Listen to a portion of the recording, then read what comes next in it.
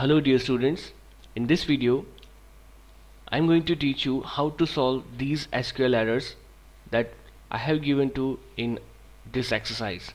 So here we have two exercises. In first we have a table called employee table and certain queries related to this employee table, and the second question is having a table named product table and certain queries related to this product table. So first of all I'm going to complete this first exercise using our MySQL database management system. In previous video we learned about how to create a table, how to retrieve data from a table, how to insert data inside a table using different types of commands like insert command, select with where clause, etc. So here I'm going with this first exercise called uh, creation of a table called employee and performing following queries inside that table. So here I am starting my MySQL database using command prompt. First of all it is asking for password, so after inserting password press enter. Now we are connected to our MySQL database. Here first of all we will create a new database, create database MyDB2. MyDatabase2 is the name of my database. Now we need to connect to our newly created database, that is MyDB2 connect. So now we are connected to a newly created database MyDB2. Here now we can create a new table using create table command. So here we go with create table command, create table emp, and the first column that we have is emp id, so it should be emp underscore id. Pay attention, here we cannot use space in between emp and id, therefore the substitute is emp underscore id. So data type for emp id is integer and size is 3. Why size is 3? Because here you can see that all the employee IDs are of maximum 3 digits, therefore I am using emp id integer and size 3, and then emp name, and then its data type should be character.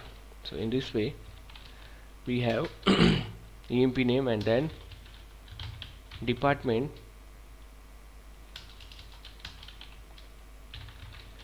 and data type for department is character and size is 20, and then salary we are using data type double for salary, since salary can be a numerical fractional value, so to holding numerical fractional value we need double, and integer, as I told you before, can be used to store only integral value without any fractional part. So now we have created a table structure like this: emp id, emp name, department and salary.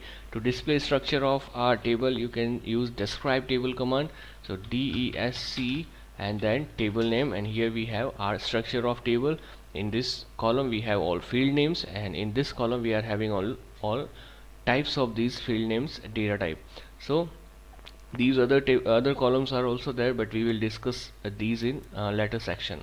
So now first of all we need to insert certain records in this table. So first record is 101 Jugal computer and 12,000. So to insert new record we will use insert into emp values 101 and Jugal. As I told you that whenever a field value is of character data type we will enclose this within double quotation mark or single quotation mark, and then department is computer and salary is 12,000. So here you will use 12,000 and enter. So this first row is inserted. Next is 102 Sharmila history 20,000. So to insert the next record, insert into emp values 102 and name of that employee is Sharmila and its subject is history, so and salary is 20,000, therefore we will use this, and the second record is inserted. Next one is Sandeep maths 30,000.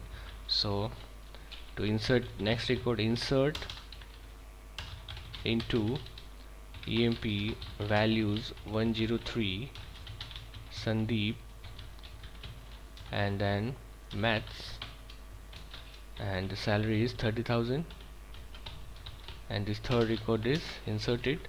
Now the next one is Rakesh and department is history, and salary is 40,000.